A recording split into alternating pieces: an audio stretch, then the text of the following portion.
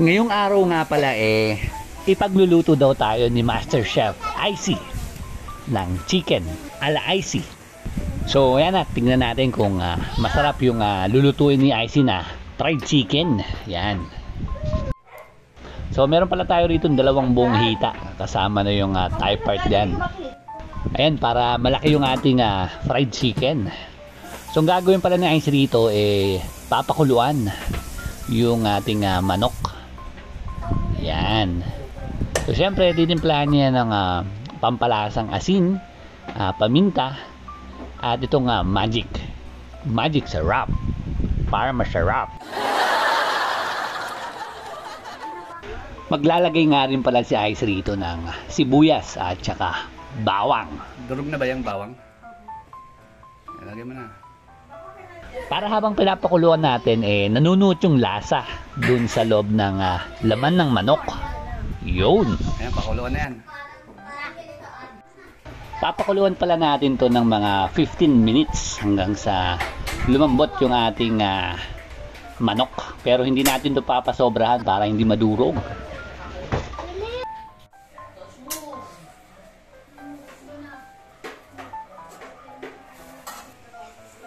So ito na pala, after 15 minutes. Yan, so hahanguin muna natin to at papatuyuin muna. Yung mga pinagpakuluan pala natin dito ng manok, ayan o, yung ganyan, chicken broth yan. So nandyan yung lasa ng ating manok. So wag nyong itatapon yan basta-basta, para kapag mag-uulam tayo ng pang tinola, yan o, ayan ang sasawag natin, pang sabaw.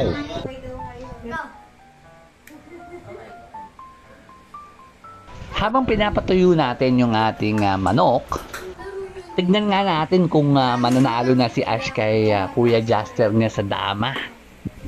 Yan o, kung sino-sino na hinahamon ni Ash sa dama oh. Tsaka marunong na rin pala mag-chess to. Si Ash ang lupit oh. Pag natuyo na yung manok natin, ito nga pala yung gagawin ni Icy dyan. So lalagyan niya nga pala ng toyo yung balat at liquid seasoning. Nilagyan din nga pala niya ng paminta yung balat nito. Masahin mo yung manok. Yan. Siyempre yung nagpapasarap dyan yung pagmamasahe sa manok. Sino ba naman hindi masasarapan kapag minamasahe, di ba?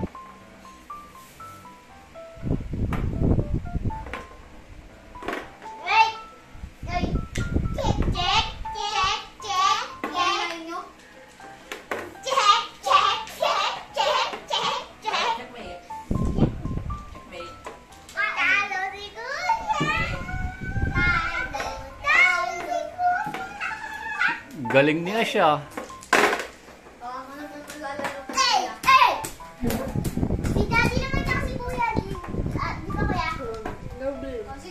So after 30 minutes ipiprito na natin to.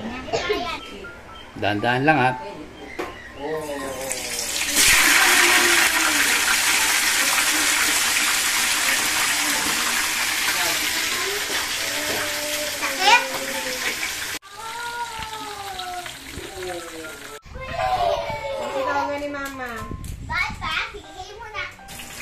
Lapit mo yung plato mo para hindi isalo mo agad. Oh, sige, salo mo. Oh. Di ba? Oh. Ayan, luto na? Oo. Ano ba? Ano sausawa mo? Mantumas. Wala yung may ibang sausawan, di ba? Wow!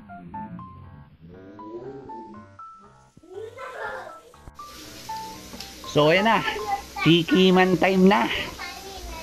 Yan, huhusgahan na natin yung luto ni Master Chef Icy ng Taytay Rizal. Tikim tayo lahat. Sarap. Sarap luto na yung bebe. Bawa! Ako sabi ko lang galing, hindi. Hindi masapag ito, bebe? Magkasitikim yung luto. Hindi na dry. Thank you for rushing!